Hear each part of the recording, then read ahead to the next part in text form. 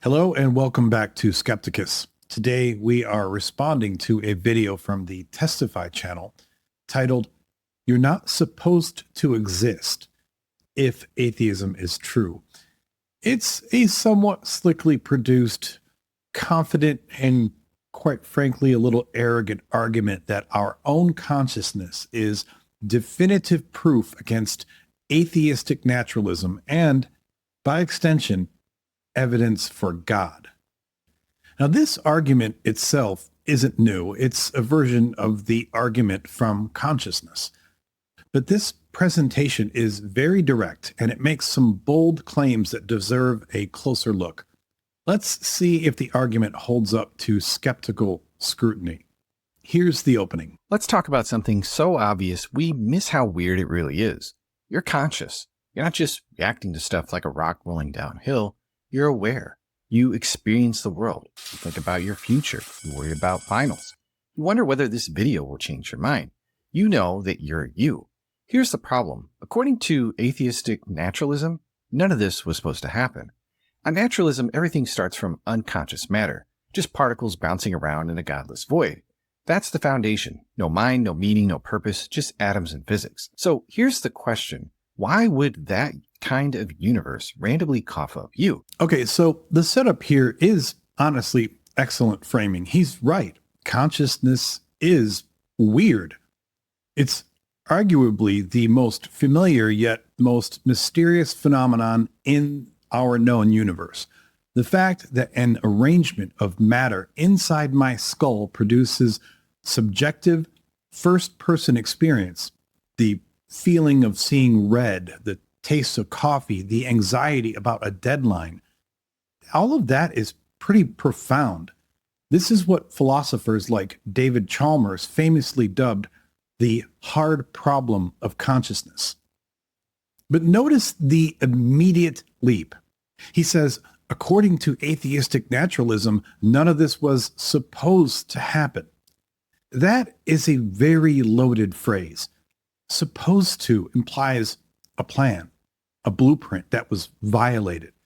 Naturalism doesn't have a plan. It doesn't suppose anything. It's a framework for understanding the world based on observable, testable, physical causes and effects. The question isn't whether consciousness was supposed to happen. The question is how it happened. The video frames this as a fatal flaw in naturalism, but in reality, it's simply the frontier of neuroscience and philosophy. To say that because we don't have a complete explanation right now, it therefore shouldn't exist under a given worldview is a bit of a premature conclusion. Let's see how he builds on this. Consciousness isn't just one more physical process to throw under a microscope. It's not like digestion or photosynthesis. It's first-person experience. And no matter how many neurons you map or circuits you model, you'll never get "I feel sad" or "I love my mom" out of electricity. There is a huge chasm between firing neurons and feeling anything at all. Even atheist philosophers admit this is a massive problem. Colin McGinn famously asked, how did evolution convert the water of biological tissue into the wine of consciousness? Again, this is a fair description of the hard problem. The gap between the objective third-person physical processes of the brain, neuron C4 firing, neurotransmitters binding to receptors, and the subjective first-person qualitative experience, or qualia, is real. He's not making that part up. And he's quite right to quote Colin McGinn. McGinn is a prominent philosopher and an atheist. But quoting him here is a subtle bit of misdirection. McGinn is what's known as a Mysterian. He doesn't think the problem of consciousness points to God. He thinks the problem is likely unsolvable by human minds. He argues our cognitive faculties simply didn't evolve to grasp this particular causal link, just as a dog's mind didn't evolve to grasp calculus. He remains a naturalist. He just thinks that we're not smart enough to figure this one part out. So using him as a witness against naturalism is honestly pretty misleading. He's a witness for the difficulty of the problem, not for a supernatural solution. The core claim here is that you can't get experience from electricity. This is just an assertion, not an argument. A century and a half ago, a biologist could have said, no matter how many carbon and hydrogen atoms you map, you'll never get the throb of life out of inert chemicals. This was the argument for vitalism, the idea that living things were animated by a non-physical life force. We now know that life is an incredibly complex, emergent property of chemistry. We don't need a special life force. Saying that you can't get mind from matter sounds profound, but it's an argument from personal incredulity. It assumes that what we currently can't imagine is, in fact, impossible. Science has a long history of proving that assumption to be very wrong. Let's see where he takes this chasm. So let's be real. If naturalism is true, if all that exists fundamentally is non-conscious matter governed by blind physical laws, then consciousness is not something that you would expect. You might expect complex behavior, information processing, maybe even robots that pass Turing tests. But subjective experience, the inner what it's like to be you, has no place in that picture. It doesn't follow from mass, charge, or spin. Nature can simulate intelligence without consciousness. So the emergence of minds with first-person awareness looks, from the standpoint of naturalism at least, deeply anomalous. But if the foundation of reality is a personal mind, then the appearance of finite minds is not only unsurprising, it's what we would expect. And here we have it, the pivot. The argument is consciousness is weird and unexpected under naturalism. Therefore, let's posit a worldview where it's not weird. If we assume the foundation of reality is a giant conscious personal mind, i.e. God, then of course smaller minds like ours are unsurprising. This sounds like an explanation, but it's not. It's a redescription of the problem. Let me explain. We have one data point, our consciousness. We have a mystery. How did it arise from non-conscious matter? The proposed solution is to invent a second, far greater mystery, an uncaused, disembodied, infinite consciousness that exists outside of time and space. And then to claim that this second mystery somehow explains the first one. But how? What is the mechanism by which a foundational personal mind creates finite minds? How does it interact with the physical matter of our brains? Does it imbue the matter with a special property? Does it operate in parallel? This explanation provides zero new information. It gives no testable hypothesis. It simply takes the thing we're trying to explain, consciousness, and posits it as the fundamental unexplained reality. It's like trying to explain the origin of a complex computer.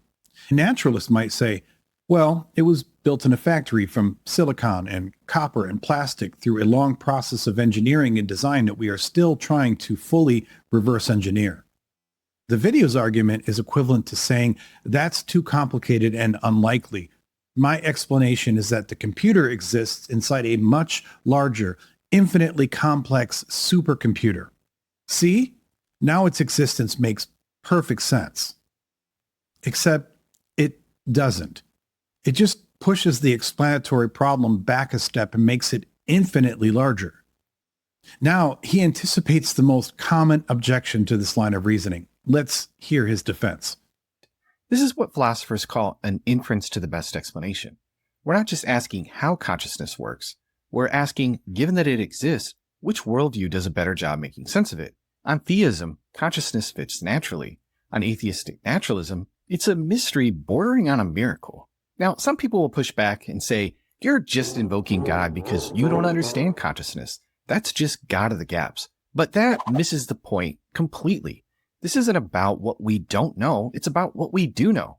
Consciousness is real. It's not a blank in our knowledge. It is a full-blown data point. And the question is, which worldview actually predicts the data? Appealing to God here isn't filling a gap. It's just recognizing that theism gives us a world where minds make sense, where they're actually expected.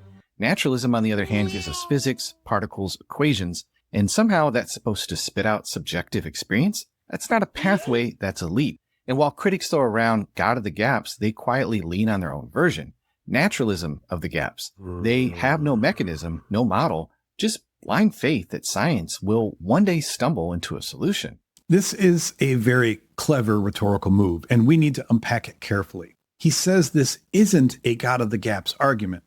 He claims the gap isn't a lack of knowledge because we know consciousness exists.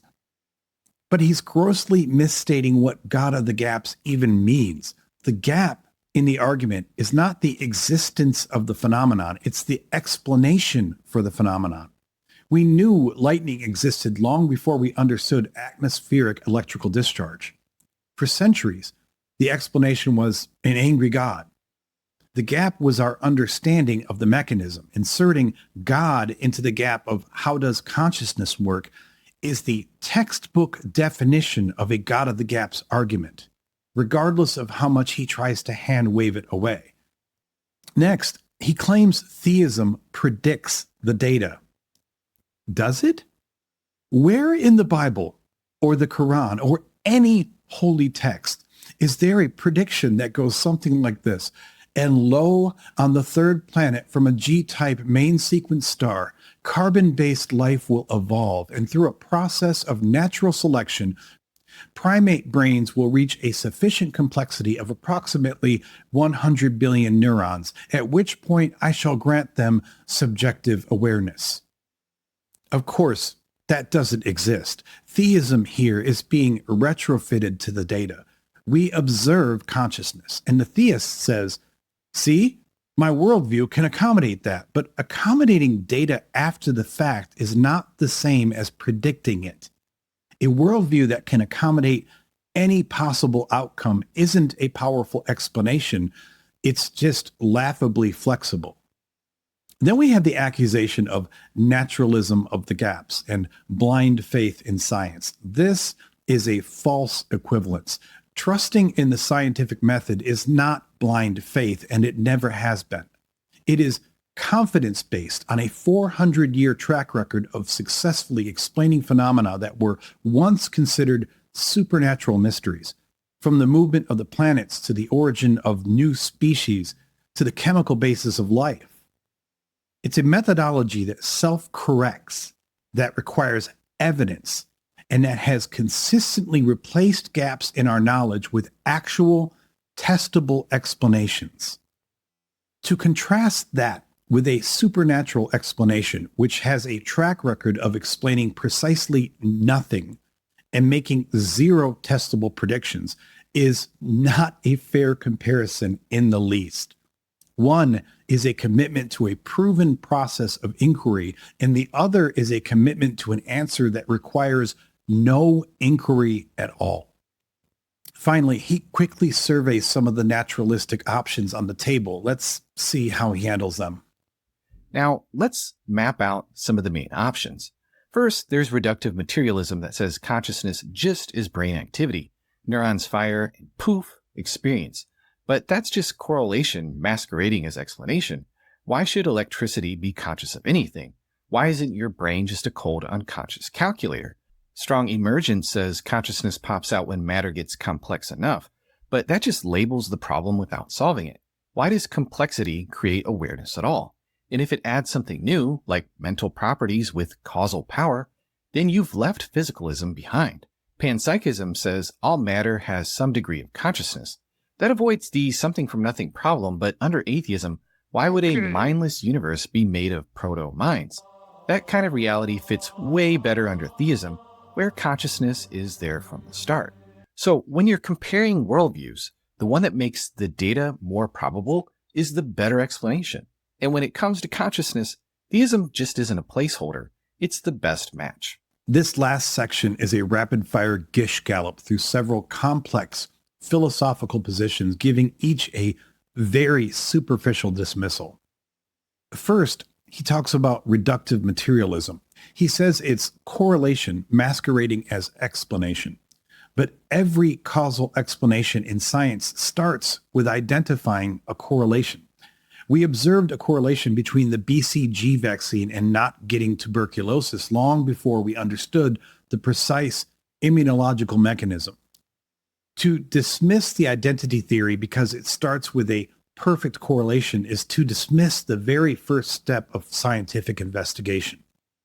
The question, why isn't it a cold calculator, is the very question these theories are trying to answer. That's not a refutation of those theories. Second, he brings up strong emergence. He says it labels the problem without solving it. This is a common but incredibly weak criticism. The theory of emergence posits that at certain levels of complexity, novel properties can arise that aren't present in the constituent parts. Wetness is an emergent property of H2O molecules. Life is an emergent property of complex chemistry. No one would say that calling life an emergent property just labels the problem. It frames the problem in a way that allows us to investigate the necessary and sufficient conditions for its emergence. The same could be true for consciousness.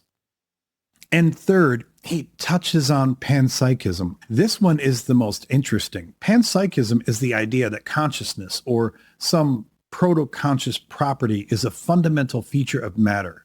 He asks, under atheism, why would a mindless universe be made of proto-minds? Then he claims that this fits better with theism. This is a complete reversal of the philosophical landscape. Panpsychism is a rival naturalistic theory to traditional materialism. It attempts to solve the hard problem by saying consciousness didn't emerge from nothing. It was there in a simple form all along. To then claim that this naturalistic alternative is actually more at home in theism is a bizarre attempt to co-opt a competing view. Theism posits a single, transcendent, supernatural mind. Panpsychism posits a ubiquitous, fundamental, natural property of matter. They are radically different ideas. Saying that panpsychism supports theism is like saying the theory of gravity supports the existence of invisible angels pushing the planets. So let's sum up. The argument in this video is built on a foundation of three major flaws. First, it presents a false dilemma. Either we have a complete, final, naturalistic explanation for consciousness right now, or naturalism has failed and we must look elsewhere. It dismisses the most reasonable position for any scientist or philosopher at the frontier of knowledge. This is a hard problem, and we don't know the answer yet. Second, the proposed theistic solution is not a solution at all. It doesn't explain consciousness. It just asserts that it's fundamental to reality in the form of God. It replaces a difficult but potentially solvable scientific mystery with a much larger, unfalsifiable supernatural mystery. It provides no mechanism, makes no predictions, and adds nothing to our understanding. And third, it grossly misrepresents both the God of the Gaps critique and the nature of scientific inquiry itself, painting the latter as blind faith while presenting a non-explanation as a superior inference to the best explanation. Ultimately, the argument from consciousness is powerful because it touches on something deeply personal and mysterious to all of us. But it follows the same pattern as every God of the Gaps argument that has ever been made, from the weather to the origin of life. It takes a current limit of our scientific knowledge and plants a flag for the divine. But if history has taught us anything at all, it's that the gaps in our knowledge tend to shrink, and the space for that kind of God shrinks with it. Embracing the mystery and continuing to do the hard work of inquiry is a far more honest and, I think, more interesting position than accepting a simple answer that explains nothing. What do you think of the argument? Did I represent it fairly? Let me know your thoughts in the comments. And if you value this kind of critical analysis, consider liking and subscribing to the channel. Thank you for being here. I appreciate you as always. This has been another episode of Cynical Sermons. I am your boy, Adam of Nola. Again, please like, please subscribe, please tell your friends, please tell your grandmama. I hope to see you again soon. But until I do, I will leave you with this. Lo, I say unto you, stay skeptical.